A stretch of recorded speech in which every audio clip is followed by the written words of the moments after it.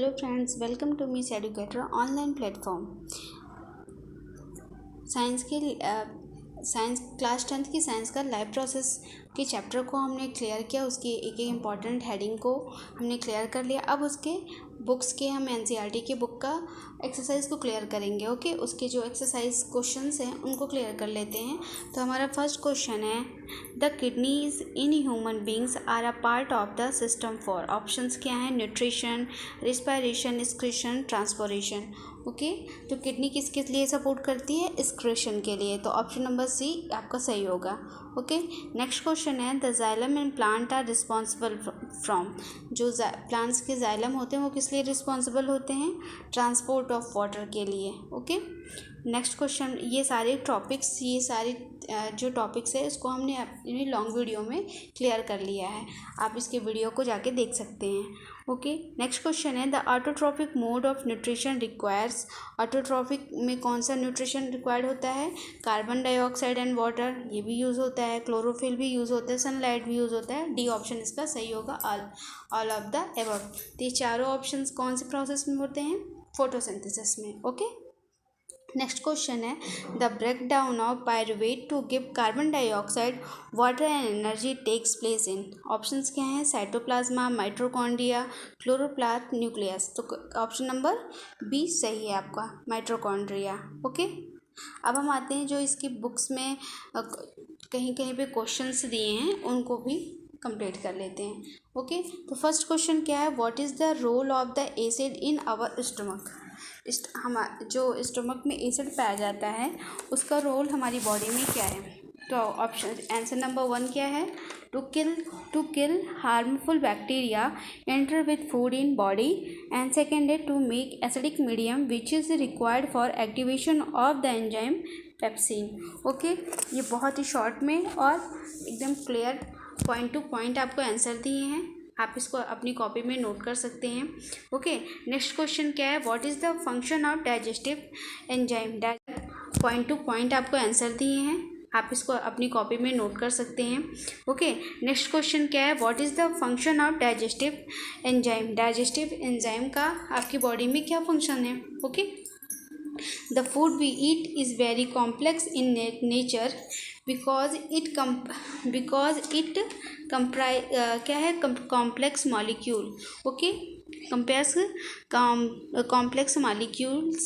Digestive enzyme allow breakdown of these complex molecule into smaller simpler molecules so that they can be easily absorbed by the walls of intestine. Okay, तो क्या है question?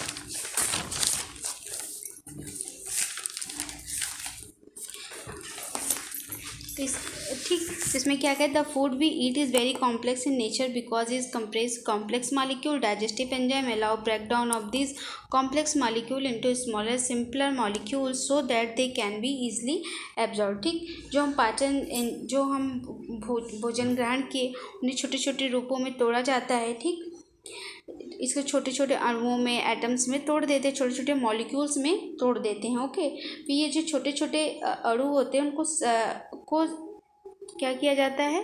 लाओ break down this complex molecule into smaller and simpler. इसको छोटे छोटे और simple सरल तरीके से मॉलिक्यूल को तोड़ देते हैं, दे कैन, जैसे वो इंटेस्टाइन की वॉल में आसानी से एब्जॉर्ब हो सके। ओके, तो हमने बॉडी का डाइजेस्टिव सिस्टम पढ़ा ही है कि हम भोजन को पहले किसके ग्रहण किए, उसके बाद हमारी जो है ऐसा ना, तो आप इसके वीडियो में जाके आप इसको देख सकते हैं। ओके, नेक्स्ट क्वेश्चन है आपके पास, what advantages over an aquatic organism does a terrestrial organism have with regard to obtaining oxygen for respiration. Okay, तो क्या है इसका क्वेश्चन? क्या है, what advantage over an aquatic organism does to terrestrial organism have with regard to obtaining oxygen for respiration. तो aquatic organism, aquatic मतलब जो जलीय होते हैं, ठीक है। Use oxygen dissolved in surrounding water since air dissolved in water as a fairly low concentration of oxygen the aquatic organism have very higher rate of breathing. Terrestrial organism acquire oxygen from oxygen rich atmosphere through respiratory organs, hence they have very less breathing rate than aquatic organisms. Okay, next question पे चलते हैं। How is oxygen and carbon dioxide transport in human being. Oxygen और carbon die human beings में कैसे transport होता है उसके बारे में पूछा है आपसे क्वेश्चन। तो क्या है transport of carbon dioxide. Carbon dioxide is more soluble in water as compare to oxygen, therefore it is a mostly transported from body tissues in dissolved from in our blood plasma to lungs. Okay, to lungs, here it diffused from blood to air in the lungs. और फिर क्या है कि transport of oxygen, haemoglobin present in the blood, जो haemoglobin है हमारे blood में present होता है, takes up the oxygen from the air in the lungs. ये क्या करता है ऑक्सीजन को ये लेता है और हमारे लंग्स तक भेजता है। It transport the oxygen to tissue which are deficient in oxygen for releasing it. Okay, जितनी हमें ऑक्सीजन की ज़रूरत होती है वो हमारे लंग्स टिश्यू के थ्रू हमारे लंग्स तक पहुंचा देता है और फिर वो क्या होता है ऑक्सीजन हम जो है क्या करते हैं हाँ। ओके, फिर कार्बन डाइऑक्साइड के बारे में क्या है कि कार्बन डाइऑक्साइड जो है वो वाटर में ऑक्सीजन के कंपेयर में ज़्यादा सॉल्युबल होता है, ठीक। Therefore is a mostly transported from body tissue in dissolve from in our blood plasma to lungs. ये क्या करता है कि इट इज़ मोस्टली ट्रांसपोर्टेड, ये फॉर बॉडी टिश्यू, ये ट्रांसपोर्ट होकर कहाँ पहुँचता है टिश्यू में, and dissolve in our blood plasma, और हमारे ब्लड और प्लाज्मा में डिजॉल्व होता है टू लंग्स, किसके थ्रू लंग्स के द्वारा। Here it differ from diffuses from blood to air in the lungs. ये एयर के माध्यम से हमारे ब्लड में जो है डिफ्यूज़ हो जाता है। ओके, डिफ्यूज़ होकर चारों तरफ फैल जाता है, ठीक, हमारे लंग्स में और ब्लड में हमारे फैल जाता है। ओके, तो ये क्वेश्चन समझ में आ गया आपको। नेक्स्ट क्वेश्चन पे चलते हैं। How are lungs designed in human beings to maximize our area for exchange of gases. Okay, तो क्या है within the lungs the air passes differentiate into smaller tubes known as a bronchi. मतलब जो lungs हैं इसमें lungs के functions के बारे में क्वेश्चन में पूछा हुआ है कि कैसे उसमें गैस का ट्रांसपोर्ट होता है, उसको बताना है आपको। तो with in the lungs the air passes differentiate into small, जो मतलब जो लंग्स में जो एयर पासिस होती है वो किसके थ्रू होती है, स्मॉलर ट्यूब होती है, उसे हम ब्रोंकी कहते हैं। Which is turn from bronchial, और फिर ये क्या होता है टर्न होकर ब्रोंकियल्स में बदल जाती हैं।